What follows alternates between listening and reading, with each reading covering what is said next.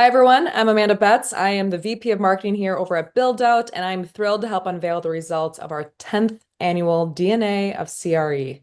And today we're going to cover just a few insights to encourage you to get your own copy of the report so you can dig on in and pull out analysis and be successful this year. So I have to say that throughout my entire career with publicly traded and global companies, I have seen firsthand how data and thought leadership does drive success. And so when I joined Buildout in the mid part of 2023, I quickly recognized the immense value of this survey and the insights it provides to the commercial real estate industry. So with the support of our talented team at Buildout and our valued partner at BrokerList, we've continued to refine and elevate this survey and the report that we are here to talk about. So this year's findings are offering a much more deeper insight into the trends shaping up the CRE industry as of today, both for brokers and marketers alike. And I can't wait to dive in and share a little bit with all of you. But before we do that, it's my pleasure to say that I'm joined here with Linda Day Harrison, the founder of the Broker List. She finds and brings so much success in her 30-year career in commercial real estate. Her vast expertise includes commercial leasing and property management, repositioning and marketing of the disposition of commercial properties and receiverships. A mouthful, but it's warranted, which makes her an excellent partner of the DNA of CRE. Hey, Linda. Hi, Amanda. I can't thank you enough for continuing this incredible legacy that has been built. When you said 10 years, it just hit me. I can't believe it's still going strong. We've been through a lot of cycles and a lot of different changes in our industry, and I think that is what's so fascinating about this survey. And if I went back to the very first survey, I would probably just hee-haw at some of the stuff that we were doing back then as compared to today. It's almost like this incredible just surge of technology that's just ramped up. And I'm just proud to be with this and to have tracked this over the last 10 years. So thanks a lot for continuing our partnership.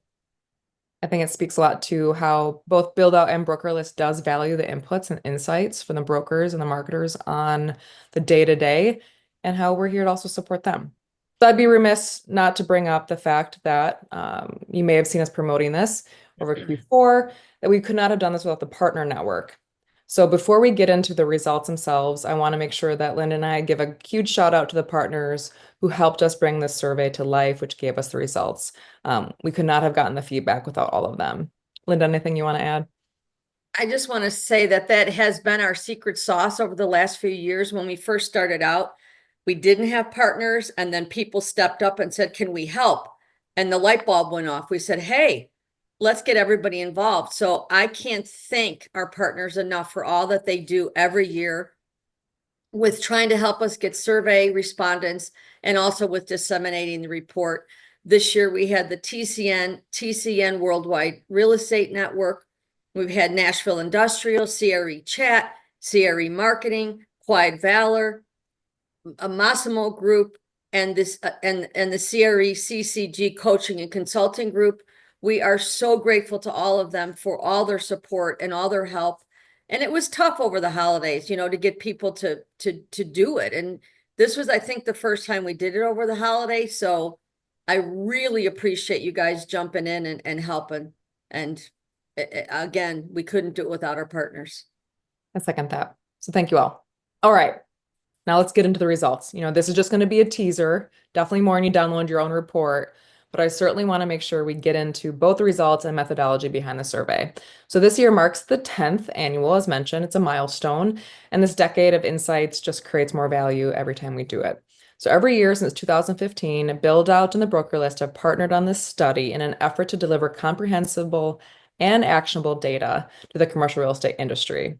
CRE brokers, their teams, and brokerages alike all over the country can use this data to learn more about how their peers run their businesses, as well as the tools that they may need to be more successful. All right, Linda, let's talk about how brokers are feeling about technology and where they're putting their budgets this year. So no surprise, listing services, 90%, marketing tools, 88%, are still top of the list in terms of adoption. But what's really catching my eye is the momentum around and behind AI and analytics. So AI and chatbots in particular are making some big moves. So we started incorporating more of these questions last year. And then last year we saw only about 38% of people were actually using AI tools. And now that's jumped about 48%. So as much as our top users are still sitting up there, we see down there at the bottom, AI is making a little bit of a leap. And another 31% are actually saying that they plan to adopt AI this year. So we're seeing a pretty big shift towards AI, and that momentum is becoming a standard tool of use. So, Linda, what do you have to say, or what do you think about this trend? There's absolutely no doubt. I think AI has been one of the most standout technologies I've seen in my career that has caught on fire. Usually in our industry, it takes us forever to adopt something. So the fact that your stats are showing such big leaps is absolutely incredible. And what really stands out is that AI leads all other categories in planned budget increases, with 48% of brokers expecting to put more money toward it this year. Right behind that, we're seeing strong investment in valuations, appraisals, and analytics. That tells me brokers aren't just adopting tech for the sake of it. They're looking for tools that can make them more efficient, more informed, and ultimately more competitive. Totally. I think here at Buildout, we call that it's the blend of art and science of success. Art's the human side, and then the science is where the tech comes in as complement. But we can talk about that more later. But I think the fact that AI is getting such attention shows that brokers do see that real value in it, or at least the potential of it. So at Buildout, we're definitely keeping a close eye on how AI can help brokers and teams work smarter, potentially do more with less, that whole moniker. And look, with all the buzz of AI and emerging tech, it's really easy to, feel like you have to chase every new trend. But the reality, not every tool is built actually for the need of brokers or with the broker in mind. So the real game changer isn't always about adopting new tech. It's knowing which tools will actually make you more efficient, more competitive, and ultimately more successful. So that's where, Buildout's always kind of saying it's so important to have the right technology partner because that makes all the difference. Okay. So let's get into, Linda, let's talk a bit more about brokers, how they're winning and closing deals, right? It's how they make money. So the data here we have up is showing the fact that nearly half of brokers are bringing in about 1 to 2 new listings per month, but the smaller subgroup is actually pulling in 3 or more. So meaning there's more of this consistent build. It's about maintaining steady deal flow and then rather than chasing just massive volume. At least that's what we're hearing from folks. What do you think? Exactly. And when you look at the listing values, there's a pretty even spread. Some brokers are working with smaller deals under $1 million, but nearly 20% are regularly handing listings at 2 million or more. So it's not just about how many listings you're winning, it's about the quality and size of those deals. Hey, I will take a $2 million listing all day. Except for I don't have my license. All right, so spot on. And once those listings are live, patience is going to be key. So most deals are taking somewhere between 4 to 12 months, is what we heard from folks, to close, with a pretty even split between the 4 to 6 month window and then the 7 to 12 month window. So while it will, we all love quick closes and getting that cash in hand, the reality is most deals do take a little bit of time. Exactly. So if there's one big takeaway here, it's that success in this market isn't just about racking up listings. It's about understanding your deal flow, knowing how long transactions really take, and having the right strategies in place to keep business moving. Oh, for sure. Strategy is key. All right. So now let's shift gears a little bit and dive into how brokers are marketing their listings, my personal favorite topic, once they have those listings secured. So last year we did take a break in the survey cadence where we didn't necessarily get the marketers' insights, but we did bring that back this year by popular demand. So because at the end of the day, a strong marketing strategy is key to getting those deals across the finish line, and we recognize that. So whether it's a marketing team, a principal broker, or an agent taking the lead, someone's got to make sure those listings are seen. So right now, it was interesting that we saw that 39% of brokers do have a marketing or admin team to support that process, while roughly about a third, 29% of principal brokers do that, and 27% of agents handle it themselves. So there's still a lot of independent management of getting listing marketing done, as well as a pretty big chunk leveraging marketers or admins. So no matter who's in charge, some of the go-to tactics are pretty clear now. Listing site leads the way, about 76%. Email marketing is right behind at 74%. And personal relationships, obviously still a huge play in this industry at 62%. But what we're seeing is that there has been a big shift in what we would call visual media. So visual media is definitely evolving fast. So things like site plans actually lead the pack at 71% usage, followed by drone footage, as well as 63% doing aerial visuals at 59%. So comparing these three top performers to last year, when traditional photography still dominated at 84%, that's been a shift. Now photography sits at about 42% and renderings at 40%. So showing that brokers are moving more towards specialized and dynamic visuals to make their listings stand out amongst the crowd. So do take note, right? It's also really clear that static images alone just aren't cutting it anymore. So the industry is definitely leaning into more immersive marketing, using really rich visuals to tell a stronger story and engage buyers on a whole new level and make those brokers manage their own marketing, right? So 64% that they handle it themselves, saying that the right tools and strategies in place is more important than ever. Thoughts?